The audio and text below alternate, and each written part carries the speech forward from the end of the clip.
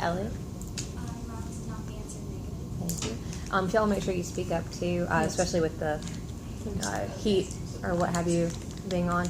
And so Holden, as affirmative, we're going to start with you. Are there pencils back there for y'all? And you have everything you need? Okay. Wow, that's a great start. All right. So Holden, you're going to have 3 minutes, dear, for your opening statement starting now. So Mahatma Gandhi once said, "An eye for an eye will only make the whole world blind." Clearly, violence is never the answer. I'll now provide examples that prove this statement. Multiple examples that prove this statement true. So violence can and will lead to the demise of civilizations and society. In animal form, there's violence that occurs within the society of animals. Napoleon orders the killing of a handful of animals about halfway through the book that were suspected of treason. Although the animals had committed crimes, they could have been punished in an unviolent way, such as being put in jail or just reduced rations or something of that sort. But when the animals were killed, it ultimately scared the other animals, which led to a very corrupt society that was controlled by fear of potential violence. Violence took the society and began to undermine the basis of its rules and ways through the fear possessed by the animals. Violence led to the demise of the society by creating fear-based loyalty to Napoleon. So another example, slightly different this time, but of when violence led to the demise of civilization was when Francisco Pizarro conquered the Inca civilization. He fought them before even trying to negotiate. He and his men already had an unfair advantage because of their superior weapons and horses. Instead of trying to reason with the Inca people, he just attacked them. He killed so many people. As a result of this violent and unneeded conflict, great civilization was lost. It could have been avoided if peaceful reasoning had taken place instead of fighting. The consequences that come with violence can be so grave that the people who commit them aren't benefited, nor are the people around them. Siblings incite so much annoyance and anger, as I'm sure most of you know if you have brothers and sisters. So, brothers and sisters are just so annoying sometimes. And if you have a brother or sister, you've probably gotten in some kind of fight or been upset with them or whatever.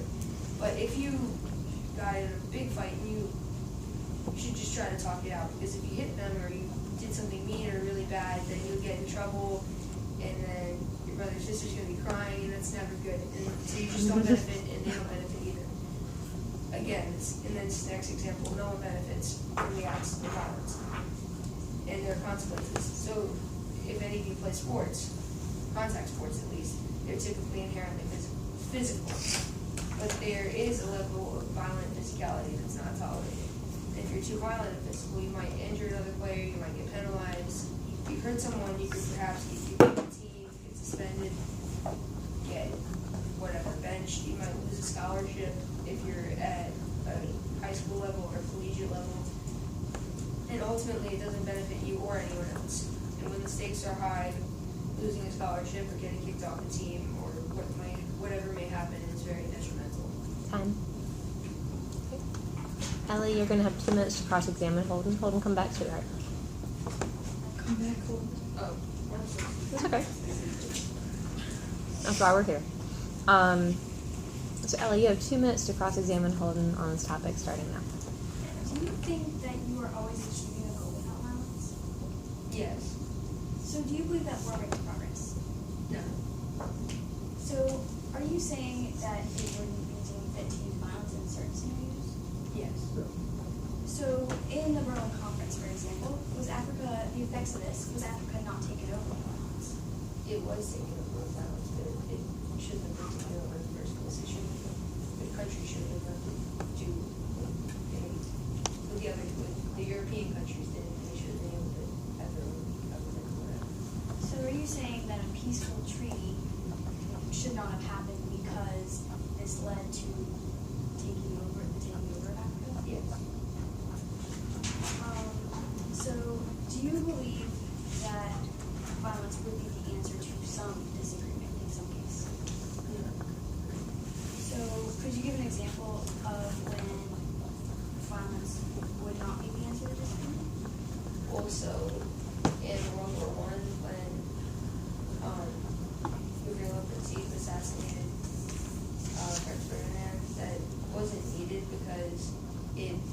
sparked the whole giant war. And if he had just, if the Serbian nationalist group had just tried to reason with them with the Austro-Hungarian Empire, they probably could have succeeded to get what they wanted, and the war would have never happened, and that would have killed like almost 40 million people. So would you think that it would be better to have attempted to peacefully negotiate it? Yes, So you believe we should never use violence? for the most part, yes. If we were being under attack, would you believe that we should be peaceful and let it happen, or that we should take some sort of stand Time. and fight back? Ellie, you are going to have 3 minutes for your opening statement starting now. Did you know that every time you fight with your brother or sister, it increases your chance of being convicted 30 years later? My statement is violence is not the answer. I disagree with this statement, as having no violence would restrict our ability to acquire land. Violence is not the answer to most of your problems and a way of determining territories. Violence is necessary, and in a war, there should be an excess of it. As author George Orwell once said, people sit peaceably in their beds at night only because rough men stand ready to do violence on their behalf. Violence is the key to power. From the Great Conquest to World War I, we know this is true. Gaining land or territory is not easy. If Germany went up to Great Britain after some land, the answer would be no way. Germany resulted in violence for guaranteeing them some land, if not violence. In Animal Farm, Napoleon commanded the farm with violence, which had a point across that rules are rules and need to be followed. The farm may have fallen apart if he had not commanded it with violence. If Napoleon and the animals didn't fight for the farm in the Battle of the Cowshed, they wouldn't have driven away Jones, who was mistreating them. Napoleon also resulted in violence and killed 1/4 of his population on the farm. That may sound gruesome, but it was necessary. If he had just let it go, more British actions may have been committed. Without committing violence, the farm may have been overtaken by snow, the enemy's farm. By making the animals confess their crimes, the animals had increased faith in him and were intimidated by their comrades. In the Russian Revolution, the Tsar and his family were living it up while Russia was very poor. 1% rebelled against the rest of the population and used violence to mob the street police and overwhelm Tsar Nicholas II. That violence was necessary to get the Russian Empire where it is today. If the 1% had protested peacefully, the Tsar would have stopped the mob. When Russia joined the war, they were doing it to increase their food supply, but there were many revolts to show his pleasure. Karl Marx, the father of communism, was one who perceived that violence was the answer. Marx once said, "History does nothing. It does not present immense riches. It does not fight battles. It is men, real living, who do all this. History plans for us, so we should take advantage of it." Violence gets you what you want. You can't just sit down and make a treaty before the war has started. You have to fight and feel some pain in order to get an answer. Whether the answer is territory, money, or religion, violence is the answer to it.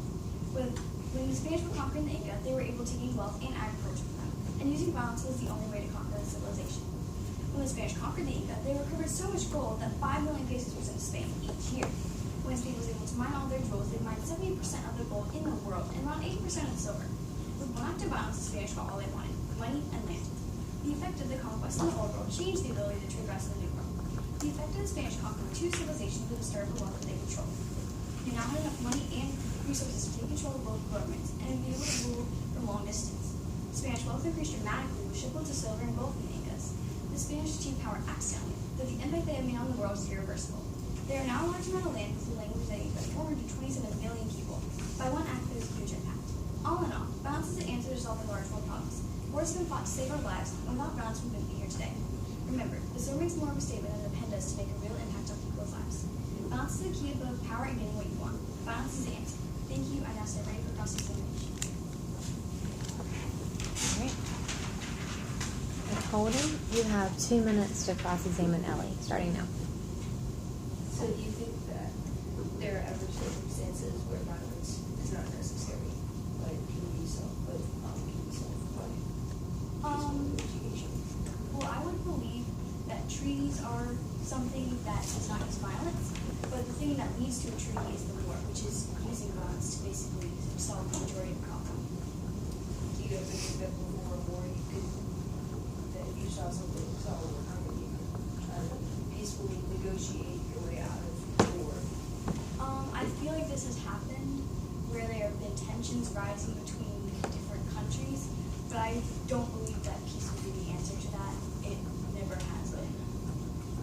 Okay. So, but if you, there are some exceptions to this, but if you had a war and then say you made someone mad, made another country mad, well, wouldn't it make it impossible to negotiate with them later if they were mad at you and wouldn't give you anything? While that may be true, I feel like when there has been an act of violence,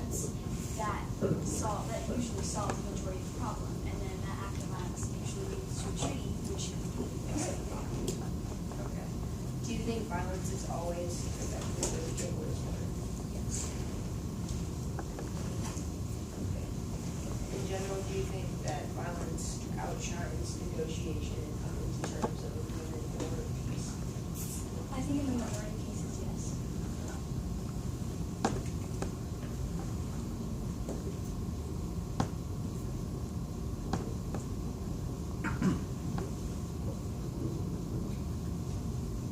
Wouldn't violence make your opponent in a war much more reluctant to give you what you wanted if you were trying to get something from them? Yes, but I feel like the same would happen if you were in a treaty. The negotiations sometimes take a while to go through. Time. You each have 1 minute to prepare for your closing statement. You can use the table behind you starting now.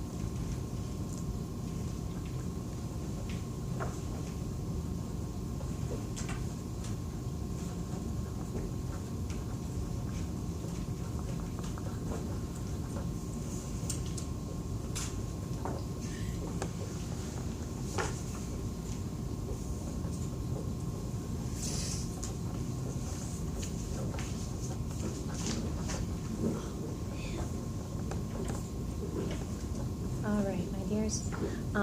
It's time for your closing statements, and so Holden, we'll start with you.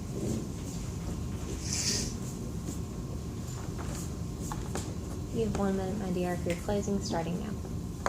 As I showed in my opening statement and supported, violence leads to the demise of society and civilization. And also, violence comes with consequences. The cons that come with violence always outshine the pros. Violence is never worth the losses and punishment that come with it, and it is never, ever the answer.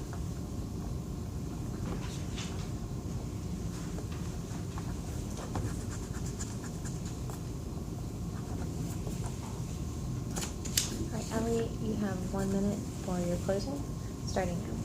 In conclusion to this debate, I believe that violence is the answer, and you should too.